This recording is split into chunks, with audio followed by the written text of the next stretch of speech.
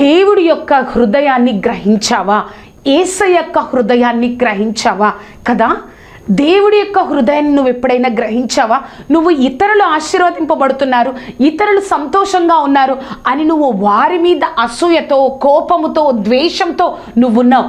కానీ దేవుడు మాత్రము ఆ దేవుడి యొక్క హృదయాన్ని నువ్వు ఎప్పుడైనా గ్రహించావా? దేవుడు ఎప్పుడు కూడా ఆ యొక్క ఇతరులు ఆశీర్వదింపబడుతున్నారని, ఇతరులు చేస్తున్నారని కాదు, కానీ వారిని బట్టి సంతోషించే హృదయము దేవుడు కలిగి ఉన్నారు. కాబట్టి నువ్వు బయటికి కనిపించవచ్చు, అయ్యో నేను చాలా గొప్పగా ఉన్నాను, నేను వారితో మంచిగా మాట్లాడుతున్నాను, కానీ లోపల నీకు వారంటే అసూయ, లోపల వారంటే నీకు ద్వేషం, లోపల వారంటే విషపు చూపు. ఎందుకంటే నీకంటే వారు హెచ్చింపబడుతున్నారు, నీకంటే వారు ముందున్నారు, నీకంటే సంఘంలో ఆ యొక్క పలుకుబడి విషయంలో, ఈ లోకానుసారమైన ఆశీర్వాదాల విషయంలో, వారి జీవితంలో దేవుడు చేసిన కార్యాల విషయంలో నీకంటే మంచిగా సంతోషంగా ఉన్నారని అటువంటి హృదయంతో నువ్వు ఉన్నావు. కానీ ఒక వాక్యాన్ని మనం చదువుదామండి. ఇర్మియా 17వ అధ్యాయము 10వ వచనం. ఒకని ప్రవర్తనను బట్టి వాని క్రియఫలము చొప్పున ప్రతీకారం చేయుటకు యెహోవా అను నేను హృదయమును పరిశోధించువాడను, అంతరేంద్రియములను పరీక్షించువాడను. మనం ఈ లోకంలో చాలా చక్కగా, సంఘంలో చాలా సంతోషంగా, హృదయంలో నుంచి ఆనందం లేకపోయినా నవ్వుతూ నువ్వు కనిపిస్తా ఉన్నా, హృదయాన్ని పరిశోధించే దేవుడు, అంతరంద్రియాలను పరీక్షించే దేవుడు, నువ్వు ఏ విధంగా ఉన్నావు ఇతరుల పట్ల, ఇతరులను చూసి నువ్వు ఏ విధంగా చూస్తున్నావు, వాటిని బట్టి నీకు నీ క్రియల చొప్పున నీకు ఆశీర్వాదాన్ని దేవుడు దయచేస్తారు. కాబట్టి దేవుడి హృదయాన్ని తెలుసుకొని, దేవుడి మనసును తెలుసుకొని, ఆయన బిడ్డనైన ఆయనే ఆశీర్వాదాన్ని ఇచ్చాడు. దేవుడు తప్పకుండా నన్ను ఆశీర్వదిస్తారని ఇతరుల సంతోషంలో నువ్వు సంతోషింపకపోతే దేవుడు ఈ విధంగా నీ జీవితంలో కూడా చేస్తారు. ఆ ఫస్ట్ పాయింట్లో ABC చూసినట్లయితే, దేవుడి యొద్ద ఉండుటకు దేవుడు మనల్ని కొనిపోవును కదా. మనము దేవుడి హృదయం ఎటువంటిదో తెలుసా అండి? ఆయన ఈ లోకంలో మనల్ని రక్షించడం కోసం తన యొక్క స్థితిని విడిచి ఈ లోకానికి వచ్చారు. ఈ లోకానికి వచ్చిన తర్వాత దేవుడు మనల్ని ఏమంటున్నారో తెలుసా? ఎంతగానో తగ్గించుకొని ఈ లోకానికి వచ్చారు, కానీ మనల్ని కూడా ఆయన స్థలంలో, పరలోకంలో మనం కూడా ఉండాలని దేవుడు కోరుకుంటున్నారు. యోహాను సువార్త 14వ అధ్యాయము 1 నుంచి 3 వచనాలు. మీ హృదయమును కలవరపడనీయకుడి, దేవుని యందు విశ్వాసం ఉంచుచున్నారు, నా యందును విశ్వాసం ఉంచుడి. నా తండ్రి ఇంట అనేకమైన నివాసములు కలువు, లేని ఎడల మీతో చెప్పుదును. మీకు స్థలము సిద్ధపరచుటకు వెళ్ళుచున్నాను. నేను వెళ్ళి మీకు స్థలము సిద్ధపరచిన ఎడల నేనుండు స్థలములో మీరును ఉండులాగున మరలా వచ్చి నా యొద్ద ఉండుటకు మిమ్మును తీసుకొని పోదును కదా. నేను పరలోకం నుంచి వచ్చానే, వీళ్ళకి పరలోకానికి సంబంధం లేదే, నేను రక్షించమన్నాడు నా తండ్రి, నేను రక్షించాను వీళ్ళు రక్తాన్ని ఇచ్చి.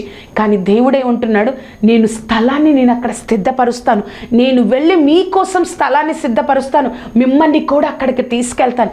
దేవుడి హృదయం అర్థమవుతుందా? దేవుడి హృదయం అర్థమవుతుందా? మనము మాత్రం ఆయన బిడ్డలుగా ఈ లోకంలో చలామణి అవుతూ, ఆయన బిడ్డలుగా ఈ లోకంలో పిలువబడుతూ, మనము మాత్రం ఇతరుల ఎడల ఈ విధంగా మనం ఆలోచించలేమండి. ఇతరుల ఎడల ఈ విధంగా మనం జీవితాల్లో మనము అనుకోలేము. కానీ దేవుడి హృదయాన్ని మనం గ్రహించాలి. నేనున్న స్థలములో మిమ్మల్ని కూడా తీసుకొని పోతాను, పరలోకానికి మిమ్మల్ని తీసుకొని పోతాం. అనర్హులమండి, అర్హతే లేదు మనకి, కానీ దేవుడు మన గురించి ఎంత గొప్పగా ఆలోచిస్తున్నారో కదా. అదే దేవుడి హృదయం. ఆ దేవుడి హృదయాన్ని మనం గ్రహించాలి, మనం తెలుసుకోవాలి. ఆ సెకండ్ పాయింట్లో B చూసినట్లయితే, నిశ్చయముగా గొప్ప క్రియలు చేతువు. దేవుడి యొక్క అద్భుతాలు, ఆశ్చర్య కార్యాలు ఈ లోకంలో ఎంతో ఉన్నాయి. మన బైబిల్లో చాలా కొన్ని ఉన్నాయి, కానీ ఎన్నో అద్భుతాలు, ఆశ్చర్య కార్యాలు మన దేవుడు చేశాడు. కానీ దేవుడు ఏమంటారో తెలుసా? యోహాను సువార్త 14వ అధ్యాయము 11, 12 వచనాలు. తండ్రి యందు నేనును నా యందు తండ్రియు ఉన్నామని నమ్ముడి, లేదా ఈ క్రియలు నిమిత్తమైనను నన్ను నమ్ముడి. 12వ వచనం చూడండి. నేను తండ్రి యొద్దకు వెళ్ళుచున్నాను కనుక నేను చేయు క్రియలు నా యందు విశ్వాసం ఉంచువాడును చేయును, వాటికంటే మరియు గొప్పవి అతడు చేయునని మీతో నిశ్చయముగా చెప్పుచున్నాను. ఏమంటున్నారండి దేవుడు? మనల్ని ఎంతగా గొప్పగా చూస్తున్నారు. నేను చేయి క్రియలు నా యందు విశ్వాసం ఉంచు వారు కూడా చేస్తారు. అంతేకాదు నా యందు ఎవరైతే విశ్వాసం ఉంచుతారో నేను చేసిన దానికంటే గొప్ప క్రియలు చేస్తారు కదా. దేవుడి మనసు నీకు అర్థమవుతుందా? దేవుడు ఇతరుల ఎడల ఒక ఈ యొక్క సృష్టిలో ఒక సామాన్యమైన వ్యక్తి ఎడల దేవుడు ఏ విధంగా ఆలోచిస్తున్నాడో చూస్తున్నావా? అటువంటి బిడ్డలుగా పిలువబడుతున్న మనం ఇతరుల ఎడల ఏ విధంగా ప్రవర్తిస్తున్నాం? ఇతరుల ఎడల అసూయ కలిగి, ద్వేషం కలిగి, విషపు చూపు కలిగి, వారంటే కోపంతో మాట్లాడతావు, సంతోషంగా నవ్వుతావు, ఆ యొక్క సంఘంలో ఎంతో ఆనందంగా షేక్ హ్యాండ్ ఇస్తావు, కానీ వారంటే నీకు ద్వేషం, అసూయ. కానీ దేవుడు ఏమంటున్నారు? నాకంటే గొప్ప కార్యాలు చేస్తారు. ఆయన హృదయం మనం కలిగి ఉండాలండి. అటువంటి హృదయం మనం కలిగి ఉండాలి. ఆ సెకండ్ పాయింట్లో సి చూస్తే దేవుడు మనల్ని అనాథలుగా విడువడు. యోహాను సువార్త 14వ అధ్యాయము 17-18 వచనాలు. లోకము ఆయనను చూడదు, ఆయనను ఎరుగదు గనుక ఆయనను పొందనేరదు. మీరు ఆయనను ఎరుగుదురు, ఆయన మీతో కూడా నివసించును, మీలో ఉండును. మిమ్మును అనాథులుగా విడువను, మీ యొద్దకు వత్తును. కొంతకాలమైన తర్వాత లోకము నన్ను మరి ఎన్నడూ చూడదు, అయితే మీరు నన్ను చూతురు. నేను జీవించుచున్నాను గనుక మీరును జీవింతురు. ఏమంటున్నారండి? నేను మిమ్ము అనాథలుగా విడువను. అయిపోయింది. నా తండ్రి చిత్తము నేను ఈ లోక పాపముల కోసం ఏం చేయాలి? ఆ యొక్క గొర్రె పిల్లగా రక్తాన్ని చిందించి ఈ లోక పాపముల కోసం మరణమైపోవాలి, అయిపోయింది నా పని అని చెప్పట్లేదు. నేను మిమ్ము అనాథలుగా వదలను. మన గురించి మనం ఎంతగానో దేవుడిని ద్వేషించినా, ఎంతగానో దేవుడికి దూరం అయిపోయినా, ప్రతిసారి దేవుడు మనల్ని ప్రేమిస్తూనే, మనల్ని నిలబెడుతూనే, మనల్ని సరిచేస్తూనే ఉన్నాడు. ఏమంటున్నారు? నేను మిమ్మల్ని అనాథలుగా విడిచిపెట్టను. ఎంత గొప్ప దేవుడో కదండి, కదా. అటువంటి హృదయం మనం కలిగి ఉండాలి.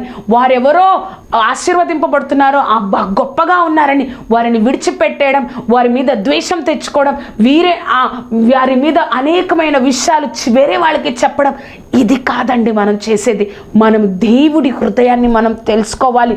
ఆయన అన్నారు, నేను ఎక్కడైతే ఉంటానో మీరు అక్కడ ఉండాలి, నాకంటే మీరు గొప్ప కార్యాలు చేస్తారు. అంతేకాదు, నేను మిమ్మును అనాథులుగా విడిచిపెట్టను అని గొప్ప దేవుడు అని చెప్తున్నారు.